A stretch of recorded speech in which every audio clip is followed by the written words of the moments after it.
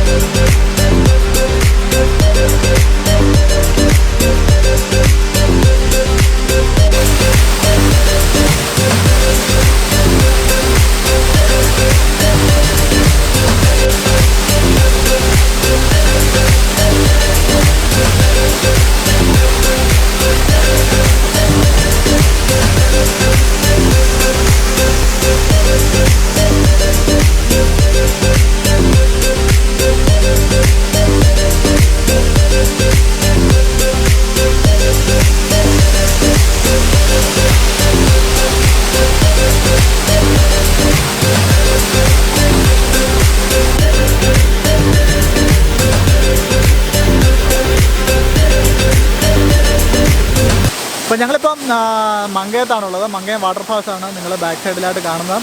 പ്രധാനമായിട്ടും ഇപ്പോൾ ഞാൻ പറഞ്ഞല്ലോ, എൻ്റെ സുഹൃത്തായ ഷെറിൻ അദ്ദേഹം ഒരു ഓൾ കേരള ട്രിപ്പ് നടത്തുകയാണ്. അതിൻ്റെ ഭാഗമായിട്ട് നമ്മൾ രാവിലെ ചിട്ടിപ്പാറ പോയിട്ട് നമ്മൾ എന്താണ് ബ്രൈമോർ എസ്റ്റേറ്റിൽ പോയിട്ട് നമ്മൾ തിരിച്ചു വരുന്ന വഴിയാണ് ഇവിടെ കയറണത്.